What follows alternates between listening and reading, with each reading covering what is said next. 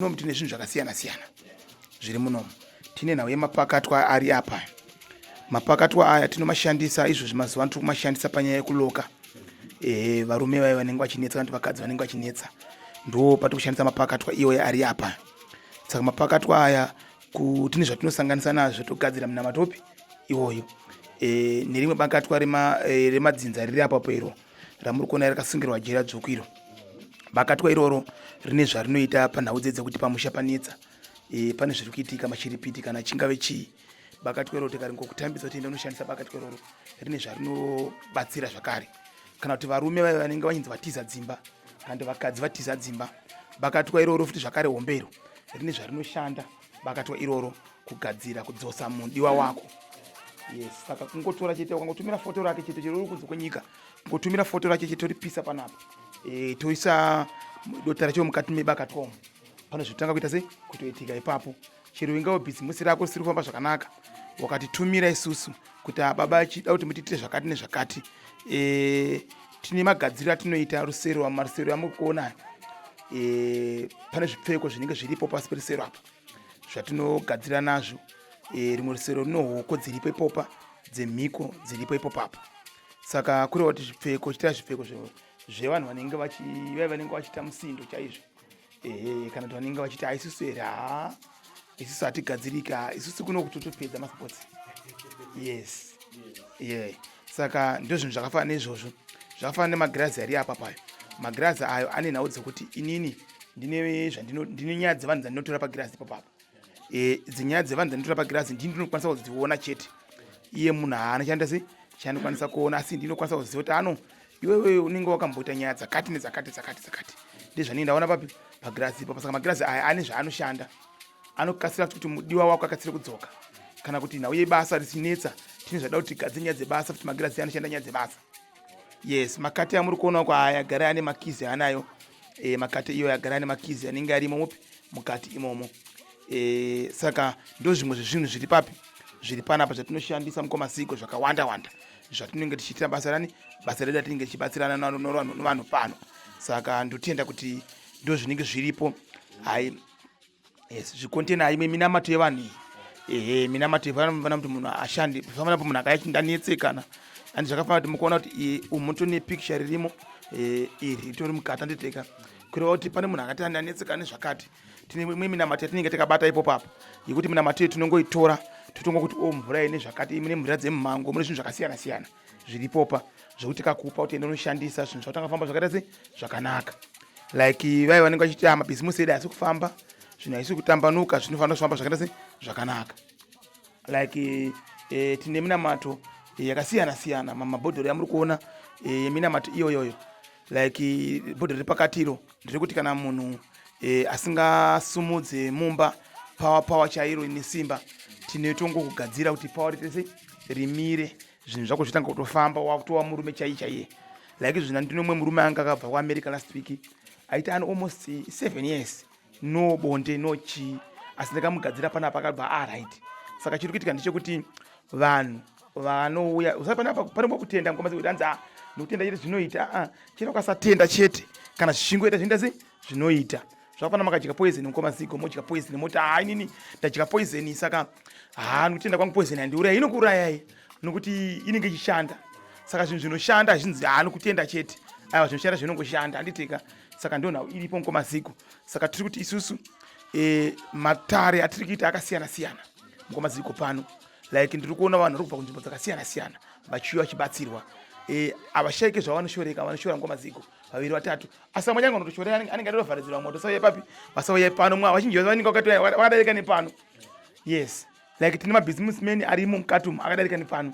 Tine vachinji vanochema nyaya yedzimba mamarriages mukomaziko vachinji vadarika nepapi nepano. Saka tiri kuti isusu zvinhu zvino zvichitofamba zvinhu zvichitoenda kumberi. Yes, aya maloko ayo ane basa akapedza basa rayo kudharayo.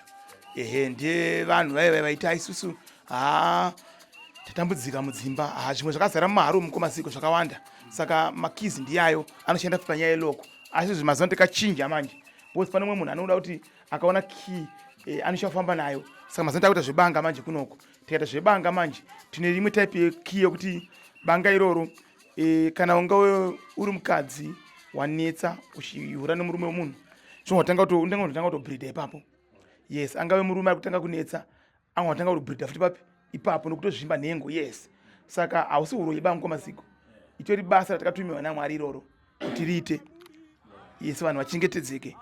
Hakuna munhu anoda kurima munda make woti mamunda wako iwowo wani chibage chasvibira zvakanaka poya munhu woba chibage ichocho chakuibva.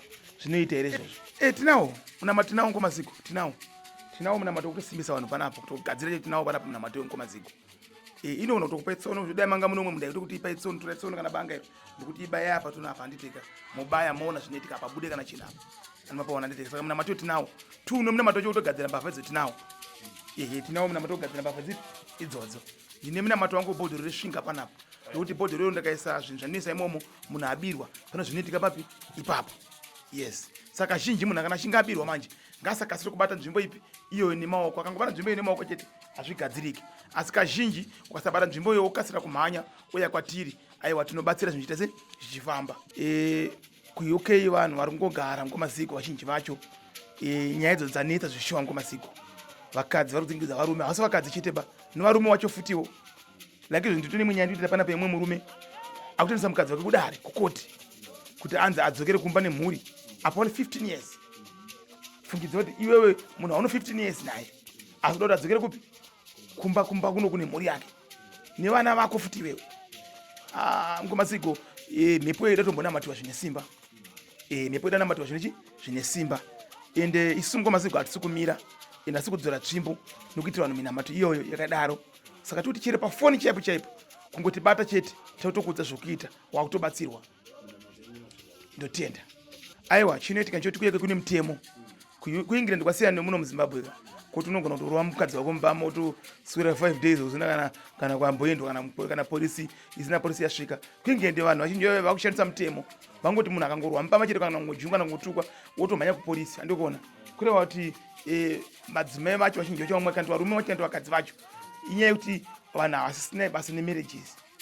Yes, saka isusu ndasakuona kuti dai hurumende mukomaziko zvafanira kuti isusu kuno kwanditeka kuZimbabwe kuno mutemo wakakosha wakanaka chaizvo.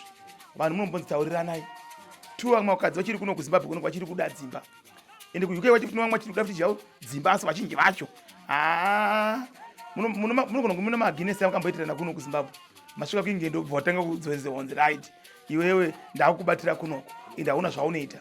Yes, hakuna tete wako hakuna aneni kuno kwambofa ukandirova futiba ukandirova kuno kuri kutoenda mukati.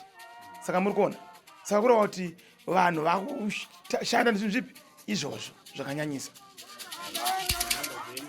Yes, manambers edu mukomaziko ndiyayo ari pazasi apa nditeka yari kufamba iya ndiyo manambers edu iyayo. Ende tu mukomaziko ndanga ndichida kutombokumbirawo kuti hurumende dai yaisawo mutemo wokuti vana vane 18 years zvichidzika mukomaziko mafoni emaWhatsApp aya ambotombobviswa kuvana. Because mukona here mukomaziko kuti chivanhu chedu chatodhakwa. Ukaona kuti mwana like sokatasa pasocial media izvo zvanditeka tumoti wana tichaenda kuchikoro kanenge ari pafoni chete ende achiona zvinhu zvaasina zera nani naizvo. Iyo zvikuona kuti pane vamwe vanhu vari kuita masocial media vanenge vachitukidzana every time vachitukana zvitutsi chaizvo. Uri kuona kuti vana mukomaziko tofanira kunamatira munamato kudai vanhu vadzidziswa chivanhu chedu mukomaziko. Mumwe munhu akutoziva kuti amai vangu vakamira zvakati noda kupa social media, baba vangu vakamira zvakati noda kupa social media. Saka unoona kuti pafanira pagadziriswa nkomaziko. Izvo zviri right izvozvo. Dai ini ndaitokurudzira izvo dai hurumende yemunomuka yambozviongorora zvipi izvozvo. Aino kuti vamwe vachazviona sezvinhu zvisina basa. Asi zvoti vana vedu mukati mudzimba mukomaziko like pana panosangana macases opo yevana kuita mutoriro, vana vamotora mapictures asina kupfeka ari kuchikoro, mumwe 11 years, mumwe 10, 12 years, mumwe 13 years. Unoona kuti fungidzai kuti achadzidzei mwana iyeyo. Isi kumusha taitoziva kuti mukomaziko chero uzati kana ndiona mazuva ano chero kwakatofiwa. Unoona mwana 2 years 3 years mwana atonzi ngaende kuoneka amai vake kana aoneke baba wake kuti vari mukofini umu. Kudhara isi tiri kumusha mukomaziko taitovhariwa ataimbozoti kwafiwa isusu. Tazotsvaka kuti kwasekuru asekuru mazana ndichavaona vakaenda kupi.